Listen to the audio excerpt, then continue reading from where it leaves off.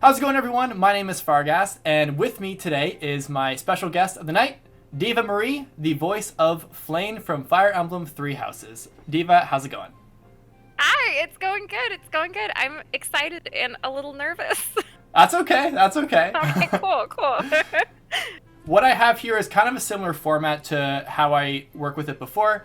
I have a bunch of questions here. We're just going to ask Deva all the questions, and then at the end, we're going to have a fun activity where we kind of see how Flayn would do in real life situations, or what she would kind of prefer if she lived in the modern day. So it's going to be pretty fun. So I guess I'll just start off with my first question here. So in preparation for this interview, I actually went down this rabbit hole of game review videos that you did from a few years ago called OC Game Review. And like one of the first things that I could like immediately tell was that like you are actually like super passionate about gaming, and it's been like a really like it seems like it's been a really solid part of your entire kind of life. So how did you kind of get into gaming in the first place, and how did you start kind of even pursuing a career in games? In games. So, if we take it like super back, I collected my, what is the word for the money I'm thinking of? The stuff that your parents give you. Allowance. Yeah, allowances, which I didn't really get much. It was like a quarter. But allowance, and then like birthday, and I bought a Nintendo 64 was my first thing that I bought, and I inherited a ton of games, like a backpack full of just cartridges from a friend of mine as a kid. But my real impetus for gaming came in early college, I want to say. I was still living in Washington, and my now husband, who then we were just seeing each other, was living here. And he works for Blizzard Entertainment, and he was in the video department. And I wanted to know, I wanted to understand what he did, because I'm like, yeah, World of Warcraft, it's like nerds, whatever. I read books, that's my nerd thing. I played a little bit of games in elementary school, and then it just kind of disappeared. Bless my husband's heart, he gave me a laptop because I'm a studious note taker, but I was always pen and paper. Yeah. And that sneak, he put World of Warcraft on it, and he's like, hey, look, hun, you can make a cat and be like a cat and live in this place. I'm like, okay, well, that's cool. And I learned that I really have a competitive streak in me that I didn't know I had. So have you played any World of Warcraft at all? Or like you've played like some PvP games, right? Yeah, and I'll be honest, okay. the biggest MMO that I've ever really invested myself into was RuneScape. Was what? Which RuneScape. RuneScape? Oh, sweet. Okay, yeah. That's like the big that was like my childhood. It was like that and Fire Emblem. It was those two games. I love it. Yeah. So okay, so like in WoW, the PvP system, the currency is honor. And I got a quest to do, I believe it was Warsong Gulch, and it's a PvP map. It's like capture the flag, and I lost, and I was very upset that I lost. So I had to win 3 more times to make up for every loss that I lost. Okay. And a couple weeks later, my husband messages me, and he's like, it looks like you've clocked in all these hours, but you haven't leveled it all. And I told him I was trying to, win the battlegrounds. And he looks at my honor, and I'd maxed out, and I didn't know what honor even was. Like, that's how. Yeah. So and it's kind of just gone from there. I've fallen in love with games. I'm a diehard Mass Effect fan. And that really was my first introduction into super narrative storytelling with games. As far as voiceover goes, how did that kind of become a passion of yours as well? And how did that eventually get you to the point of voicing in Blizzard games and then now voicing in Three Houses? I've always done theater. That was my first home as an actor. And it was when I was in the show, The Philadelphia Story. Went to audition for this show, and it takes place like the late 20s, early 30s. I read the script, I watched the film, I was doing like my own research on the time period, and for some reason, I don't know what possessed me to do this, but I went into the audition with this voice that I had just adapted for a character that I was going out for. She's a photographer named Liz Embry, and she's from New York. Okay. And it was sort of this, the director called it my tough broad, and he'd be like, just toughen your broad, Deva, toughen your broad. And I'm like, okay. So it's, this very old-timey sort of, that sort of thing. But yeah, I know what you're saying. Yeah. And then he was like, Deva, you should think about voiceover. Like, I mean, I knew that there were people inside of cartoons, but I never really put the two and two together. Yeah. And I really started to think about it. I was also having a hard time having moved from Washington State, Southern California, where the culture is quite different. Mm-hmm. The acting world, at least on the film side, and I love film as a medium. It's wonderful. But my experience wasn't as great as some other people. I felt that a lot of it was more concerned with this and less my heart or my skill, what I could bring. And that's really where voiceover became something that I wanted to pursue. I wanted to be that as what I could bring to the table. Yeah. So I was fortunate enough to be able to go to voiceover session with and watch a master at work, and I was amazed and said I want to learn everything I can. So classes, and I was doing some one-on-ones and workshops and clinics and trying to meet people who supported me in this journey that I was trying to be on. Mm-hmm. And that's it. Shocking to you. And then you got some roles, and then I got some roles. Nice. It must have been like really cool to like have your kind of first foray into gaming, and then kind of be able to voice characters that are kind of from the same company, or you know what I mean? It was great that I had done some voiceover, but this was my first, like AAA game with a recognizable title. Yeah. And I had, just very candidly between us and between us, I was nervous. I had a concern and just this that I was cast because I'm husband's wife sort of thing. Okay. It was this, is that this? And I've had that a lot with different things where I think everybody has that sort of, everyone questions if they're where they are because of favors, or if people are like, oh, well, you're nice. Here's a shove stuff at you. Going down this tangent now. Okay, I'm here. I've had to really reset my brain and the way I think to say, no, okay, I own this. But back to what you were actually saying, friend.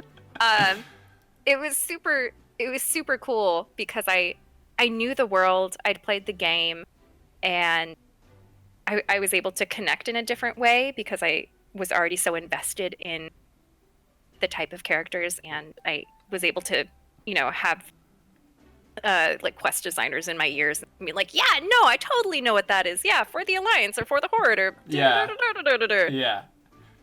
I play a druid. It's that sort of thing, yeah.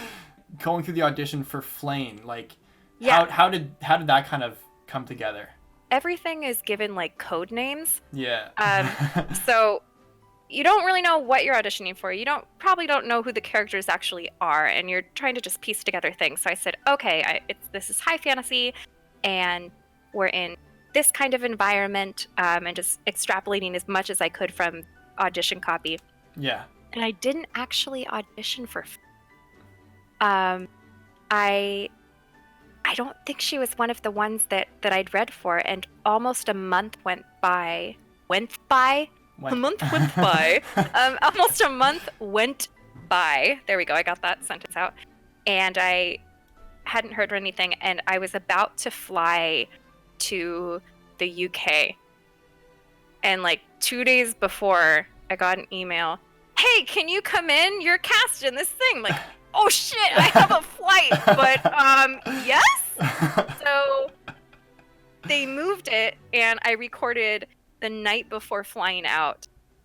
Was my first session. Okay.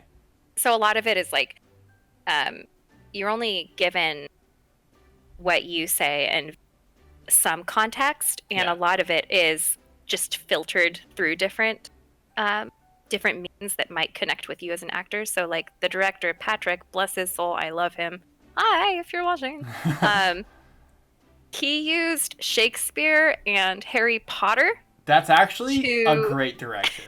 That's actually, I totally can see that. Dude, it was so perfect, and it made so much sense. I like, boom, I'm like, okay, I got it. I understand everything now that you've put it through that lens. Yeah, I was like, actually, it's funny you say that exact thing, because like the inflection and like the candor that like Flayn has is very, very distinct. Like no other character really talks like her. Like this like kind of preppy, peppy, like but like medieval thing, and like Harry Potter / Shakespeare is like the perfect way to explain it. Yeah, it worked really well, and you know, and I had talked with Patrick, our director, and he'd known that I had done a lot of Shakespeare, and so that was one thing that I was able to use and fuel, because when you're performing Shakespeare, the biggest thing is I don't want to talk down to people with this archaic language and way of speaking. I want people to understand what I'm saying. Yeah. And so it became a similar thing with Flayn, even though she's way easier to understand than like Elizabethan English. I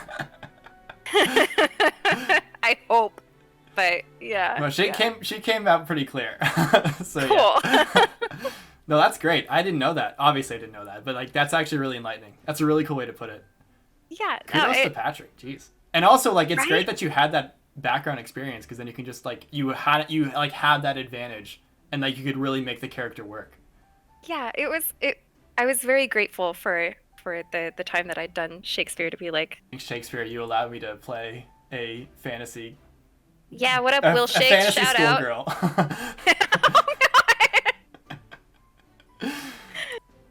Oh man, that's a whole. I was on Twitter the other day. Like every now and then, I'll just see if there's fan art. So there's some fan art out there. I don't know if you know this. Go ahead. I'm intrigued. It's like, it's Flayn, but she be popping. Like there's stuff happening, and I'm just sitting here like, I Do they know tag you? You're not. Do they tag you in that? Actually, no. Okay, no, good. No, that'd be like, I feel like that'd be like bordering on disrespect. It's like, hey, I really like this character. You did a great job, but take a look at this. Some stuff. Oh man, no, I don't. Yeah, that's the weird side of the community, is like that corner. And it like artists, they be on Twitter. Like I've already answered this question actually, but compared to the previous roles that you had versus Flayn, what was like the most distinct difference between what you've done before Flayn, I guess? Sure. The language was a big one. Was wrapping my mouth around the way that she spoke, and getting into that headspace. And the other thing was I knew nothing about Fire. Sorry, everyone. That's okay. Yeah, so I knew nothing. And I also didn't know this was Fire Emblem. So I want to know as much as I can so that I could put myself into it. So talking to the director was the biggest thing for me to figure out what this world was, and then I would fill in any gaps with whatever I thought was kind of appropriate, and that's just all yield subtext. Yeah. So it was, and also it was the most time I've ever spent in a booth on one character, with multiple sessions. Like this was the biggest role that I've had VO wise, and so with that also came a lot of anxiety of wanting to do good, not suck. I mean, those kind of go hand in hand, but yeah, it was. Yeah, I'm super, super grateful. Yeah, because a I mean, spending so much time in the booth, like doing the support conversations and like you're kind of talking to a wall, just saying you're responding to someone who isn't there, and like there's obviously a lot of dialogue in the game. So I always want to put all of myself into whatever it is, whether it's something minor or something more significant, like Flayn. But this definitely had a lot to sink my teeth into because there were so many different relationships, and her feelings with all of these people are going to be different, the way that you react to them. Yeah, that's a good point. Yeah, so that was, rather than talking to the player, that sort of thing, or if it's just a one-shot line, like a rallying battle going into movement battle lane kill people lines. Yeah, like battle cries, like one-liners. All of my words. I used all my words for Flayn. I have no more. So, actually, funnily enough, about battle cries, compared to Flayn, who surprisingly does a lot of them, specifically in a specific support conversation that she has with Raphael, how often did you do more battle cries with Flayn than you do with other characters, or is it not as much, or is it kind of like incomparable? I think there's more, definitely, because of that scene with Raphael. Oh my god, it's so funny. That was such a funny scene. Much. You did such a good job on that. It's just like you like this youngster, quote unquote, like just clearly have not like gotten like this bloody battle before, just like yelling these. Oh my god, it was the funniest thing. I lost it when I saw that. I was listening to it because someone linked it, and this is like the first like couple weeks that the game had come out, and someone linked it, and one of the cries was, I didn't know that they were recording because because it was I was doing it a couple different times, and then it blended into something else, and that's in the game. And I didn't even, I'm like, they chose that? Okay, that works. I mean, it made me laugh. But it was great because our director, he would give me a Raphael, like he would do the battle cry, and he's like, okay, but you're gonna mimic me as Flayn. Yeah. Okay, perfect. Tiny Flayn, roar. So he would do that, and I would feed off the energy, so it was nice to have another person I could, be bouncing off of. And then all of the, spoiler alert, any like, those exertions of battle. Yeah. The sour side of the war. Yeah. I mean, I've gotten really good at dying and coming back to life and then doing it over and over again. That's a skill that not many people can have. I can't die and come back to life. I think that's what made that scene so much fun to listen to, is because like Flayn is trying so hard to just mimic Raphael, and she's doing like these like obviously unthreatening yelps, and then there's Raphael who's just like, if I heard that down the street, I'd be like, what is going on here? Oh my god, they are so it's like a baby lion roaring. Yeah, you know that's that it's actually fierce. it. Yeah, Flayn is fierce. It is so intimidating. Oh, that's probably actually one of my favorite supports in the game, just because of that dynamic. It was such a great one. Oh, Zach Rice, who voices Raphael, is just a gem of a human being. Yeah. Watching him just interact with people, knowing that voice came out of this person is so cool. I love it so much. Voiceover is awesome. She has all these different kind of relationships with different characters in the game, and in doing so, like, I guess her emotions really much vary, and that's actually one of the reasons why I do like Flayn so much as a character. It's because as far as like emotional range kind of goes, for lack of a better term, she goes through like anger and like laughter and like all these different things, and like sadness, that kind of stuff. She's not just like this random like young little schoolgirl. Like, she's been around for a really long time in the world. So as far as recording and having to kind of have such dynamism towards your voice. Was there like a certain line or a certain conversation that really like stuck with you more than others when you were recording? Like the ones that really have stuck with me the most were the things that I recorded last because they were freshest in my memory. But the ones, but those are different than the one I had with Sudith at the ocean. It's like there's a reveal, and I remember recording that. I recognized the significance, and I was like, okay, this is a revelation, and I want to make sure I'm honoring the importance of this and my relationship, person, and connection, all of these different things. And so that really struck a chord with. But the conversations I remember the most, that were most vivid in my mind, still like today, was Dedue and food. Mm-hmm. Because there was like a whole session that was just talking about food. And then the other one was one of the supports, Linhart.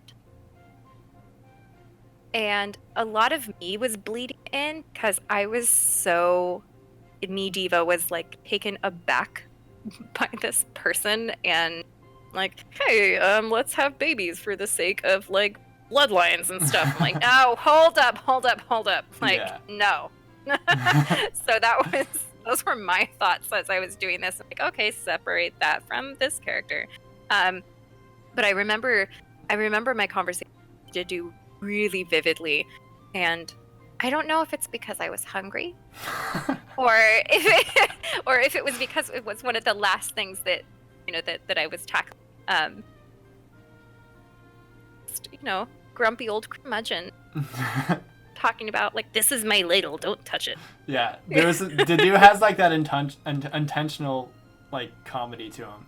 But yeah, to that, he's great. Yeah, to that point about like Sethith, like the relationship between Flayn and Sethith is like super important, and like making sure like how it comes off is like super genuine, and like they've been obviously together for a really long time. I don't know, I thought it was like really, really different. And especially for Fire Emblem, that like first of all they have this secret like father-daughter relationship, but also that like Flayn like sacrificed so much, and part of her like, and she was asleep for so long because of it, and part of her own insecurities and her own fear is that, and how this is when she describes it to Dimitri, is I'm afraid of like falling asleep because like when if I wake up everyone's gonna be gone, and like that was like, holy cow. And to find out that she like had this huge role back in like the war, which made her to fall asleep for so long and like forget about everyone, and obviously everyone died except for like Rhea and Sethith. Like, yeah, it was, oh man, it was like, wow, this is an intense scene. And that's the crazy thing about Flayn, is like she has so many of these like really cutting, like profoundly emotional moments where it's just like, holy cow, like this character. And that's like one of my favorite parts about her, and like, oh my god. And like for you to perform it in such a like convincing way, I was like, whew, one of the best performances in the game, like hands down. I'm not even kidding. Oh my gosh. Thank you so much. Oh my, I'm wow. No, it means so much to me. So much. Oh, I'm gonna get choked. I mean, there's something so, you can look at how we know that she's not a child. She might present herself as young, but we know that she's a lot older. And the idea of going to sleep and waking up abandoned is something that I'm sure we all thought had, especially in our childhood. It's like that wanting to latch on to people and not wanting to be, to die alone. Yeah. Shoot, I've had those thoughts before. Like, okay, am I going to be 90 today and be like in a?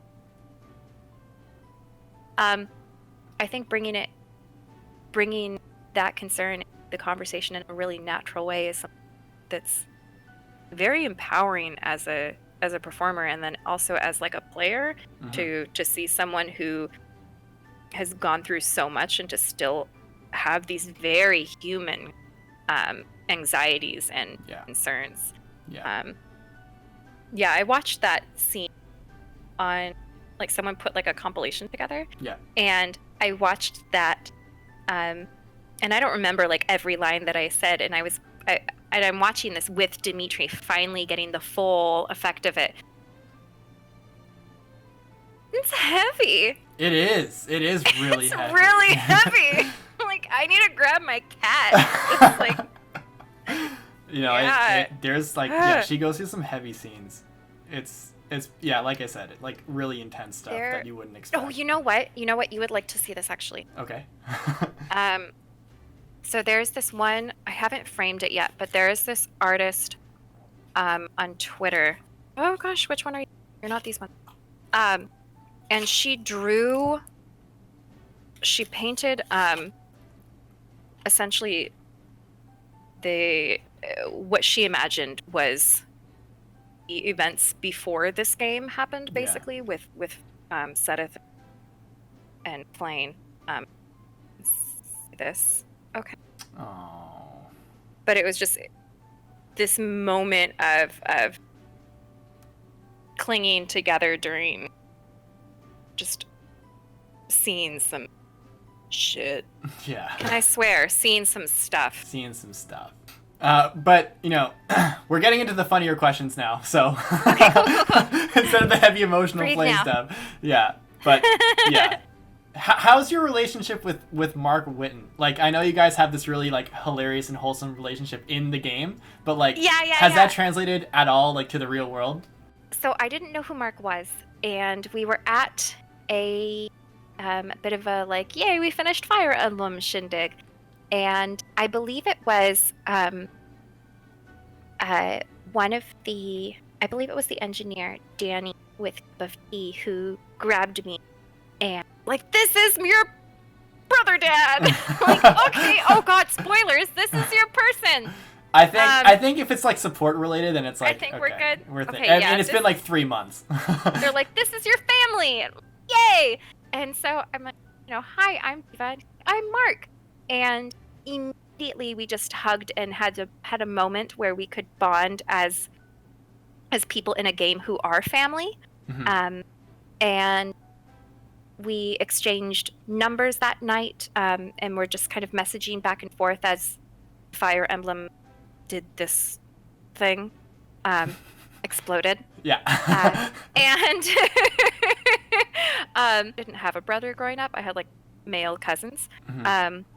Mark has done a bit of, like, a take me under his wing thing. He was the one who actually messaged me about Impulse doing something. Oh, cool. And it was a couple days before, and he's like, Deva, Anime Impulse is doing this, and I would love for you to, you know, come and be a part of it. Thank you, Mark. So he's he's such a gem of a person. He's so kind. He's much less grumpy than Sedith. Much less grumpy. So, fun questions now. Sedith and Flayn live through the Fodlan era, get to the land of our world, of modern day Earth. North America / Canada / the US. Okay. So North America. What would Sedith's and Flayn's everyday adult job be if they were existing today? Adult job. Yeah. Okay. I feel like I would be doing a great disservice to so many people if I didn't say it had to do with McDonald's and or Starbucks. But I feel like I have to say that. At least put it in there. That would be involved. You know what? I think I know. I'm going to say that they would have... I'm formulate my idea coherently. They would have a non-profit organization dedicated to ocean cleanup and environmental awareness. Wow. That is a very believable and solid answer. Wow, I did not think of that. That's a really good one. I'm trying to think of, because they, if you've lived for so long and you're probably like, well, we've seen other civilizations screw themselves up, so let's not screw up this one. Let me tell you the story about Fodlan. That's a really good answer. I would never have thought of that one, but that makes total sense. Oh, yay. Well, welcome. Okay, next question. Yes. 5 foods that Flayn would love to eat this year. Okay. 5. 5 foods Flayn would love to eat this year. All right. Filet of fish. Okay. Okay. Sushi burritos. Okay. Ramen burgers. Ramen burgers. I've never heard of that one. They shouldn't be a thing. But it's like, so if you take, I haven't eaten one, but I've seen them. Okay. And they are a food. So if you take ramen, okay. And make it into a patty. Like, think about taking ramen and then, I don't know whether you take 2 pans and kind of use it like a panini press or something. Yeah, that's what I'm imagining right now. To make it into a patty, and then you use it as buns for a burger. Yeah. See, so my brain is thinking like, what is like the cool thing to eat? Like, what is like a trend of food? And that was just like, that's hey, Dad, check this out. He's like, right? What is this? Burger ramen. It's a ramen burger. And then he'll say something and she'll be like, okay, but that's the exchange. So what is that, 4? That's 3. That's 3. 3? 2 more. Oh, it's only 3? Okay. Tea, obviously. Okay. That's like a beverage, yeah. but also like some biscuits or some crumpets or something, like tea and tea food. Yeah. I can it's going to be a staple. Last one. And the last one. What about a dessert? Like, what would be like her favorite dessert? A dessert? Yeah. I promise I'm paying attention. I'm just looking up an image of it. Okay. Okay. So I don't know if I can zoom it in enough. Okay. I'm gonna put this really close to my Hopefully web for a second. Focus. So this is myself, Retina, and Allegra Clark having whatever these things are called. So it's... What is it? It's like frozen yogurt, but it's in... The ice cream cone is a fish. But it doesn't taste like fish. It's just like a batter, but it's a fish. And so the fish's mouth is like blah, and then all the ice cream is inside of it. Okay. And you can have fillings, and so I had have like ube or matcha, and I had like sprinkles, and they're super good. But yeah, it's a thing. It's a fish. So fish. But it doesn't taste like fish. Fish themed desserts is what Flayn me into. Yes. That's fish fair. Themed desserts. That's fair. What about Flayn's favorite movie? Little Mermaid. Because there is also a father who does not want her to do the thing. Ooh, also. Yeah. It's a romance. Relatable. Romance? Huh? It's kind of romantic. Little Mermaid. It's like entirely revolving around romance, yeah. I'm pretty sure. Yeah. And she's super into that. Entirely what? Revolving around romance. Oh, right? Yeah. Well, I mean, I think initially, okay, yeah, she does give up everything to go be with a dude that she met once and didn't even talk to. But also ocean, relationship with father. Yeah. Flounder. Happy sidekick fish. I can see that for sure. Yeah. Yeah. What about her favorite video game?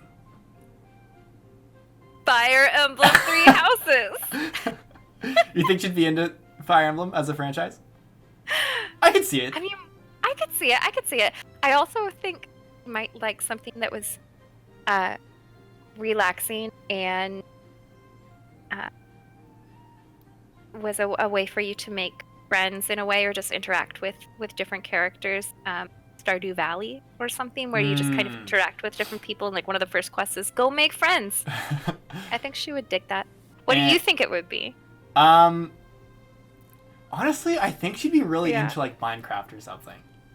Okay. Oh, that's a thing. That's a huge thing. Yeah, I can totally imagine like Flayn sitting down and being like, I'm gonna make a house today. I think she would really like Pokemon, especially right now where you can like with Pokemon Go and stuff, where you can people Yeah. and do things. I think that would be something that she'd be really into. Like, I'm going to go on a walk and make friends today. Yeah. Yeah. I guess to kind of wrap things up, Yeah. do you have any closing remarks? Anything you wanted to kind of shout out? Anyone who you wanted to shout out in the community or someone close to you? I just thank everyone for being so kind. That sounds really generic, but I am a very shy person, and there's so much love and support and people who are rooting me in career, and that's so much. And even talking to you, like even you reaching out was just mind-boggling. Like, hey Deva, I'm this person. I'm like, oh shit, shoot, oh my goodness, I watched some of your videos. This is super cool. You're gonna make me blush now. It's everyone in this community is so unbelievably talented. It's silly. And also, all of the other voice actors have been so welcoming of me and just so generous with their time and their support. And I keep saying it means a lot, but it really, really does. Yeah. Like, kind of follow up with that. Like, it does really mean a lot that you were down to have an interview, and it was really cool. Oh my gosh, no, absolutely. Yeah. I really think you did like a really solid job. Like not solid's an understatement. Like a fantastic job voicing Flayn, and like thank you. I don't know, it was really cool like to chat with you for sure. Thank you. No, it makes me so happy because it's one thing where like I mean I know me, but I have lots of facets to, and I've gotten to know Flayn, and I also want people to get me as a person too. Like I've completely embraced the fact that I am a meme or like synonymous fish person. Like, okay, I am down with this. This is super cool. This is the gift I'm given. I'm rolling with it. Yeah. But also just wanting to open myself up and like this is who I am and this is what I'm trying to do and hope that people are accepting. It's like people are. You cut out at the very end there. Oh, because I was mumbling because I'm getting so shy. Yeah, I have a question. You have a question for me? Yeah. Okay, shoot. Okay, because I'm always curious about this. When you played Fire Emblem, who did you end up pairing people together? Pairing? Okay. Yeah. So I S-ranked Annette my first playthrough because I have a crush on Annette. Like, not gonna lie. Yeah. She was like I thought she was like super adorable in the pre-time skip, and then the post-time skip, I was just like, oh my god, Slain, just done. And then and the current playthrough I have, I'm really getting. I actually like made a video on Shamir recently. Oh, and yeah. In like researching her, because like what I do with like some of my videos or like my kind of like character analysis videos for Fire Emblem right now is like I'll talk about their kind of performance as like a unit, and then I'll talk about how they are characterized. And when I was like reading Shamir, I was like, wow, like there's not many characters who I've been doing a lot of like character analysis for Fire Emblem for like years now. Like my channel is like built off of these crazy like video essays about. That is so cool. Thank you. That is so. My inner gamer geek is coming out. Where I'm like, yes, do the things. Yeah. And Shamir is one of those characters who I really closely relate with, just kind of like personally, because like she's this. Has this like nomadic lifestyle, doesn't really have like the greatest sense of belonging. She's always like she's thinking but not really thinking about what's going to happen to her after her time with like Rhea and like the Church of Saros is finished. And then what she like she's super like stone cold and like super deadpan and like kind of edgy and like doesn't really say a lot. But then like once characters kind of break through like that kind of barriers that she puts up, you see this like vulnerable side to her, which is kind of like how those kind of characters develop for the most part. Like when you have these like deadpan characters, usually the route they're going to go through is like, I'm vulnerable, but like I won't show you that I'm vulnerable. Like you'll have to like work for it type deal. And that's kind of like how they kind of move in those when they have those kind of personalities. But the way that Shamir has these like emotional hangups that's like stunted her ability to empathize with people was really like, it really like hit me emotionally, because I was like, whoa, like this is very closely related to like what I've gone through in my past. And like when I really dug into her, I was like, fuck. I was just like, I'm done. Like I was like almost starting to like well up about like how like all the parallels that like, and that's the actual like the thing I love about Fire Emblem in its characters, is that they come from such a real place, and like especially with the writing that goes with this game specifically. Oh my gosh, no, the writing in this game is insane. Yeah, they're so grounded, and like I feel like the quality between like different casts of Fire Emblem characters varies. Like I think that some casts are a lot better than other casts. Sure. But as far as like characterization goes for Three Houses, it's like the best. Like I can't think of another cast of characters in the franchise that is like you can read literally any other, like any character, and they're like, none of them are gimmicky. They all have like these quirks and stuff, but as opposed to like in the past games where you have like legitimate gag characters who like have one trait and they're like the comedic gag, and people watching are gonna know that it's like gonna be like, there's a character from Path of Radiance, which is where the Ike games are from, where one character's biggest gimmick is that she can never stop eating, but she's like super skinny, so she's like, I'm always hungry and lethargic, but I'm gonna eat forever. Yeah. And then there's other ones who are like, there's one character from like the old Game Boy Advance games who like his basically only defining trait is that he's a nervous like person who cooks a lot, and like that's his entire character, like that's his whole gimmick. Sure. But this game, there's no gimmicky characters like that.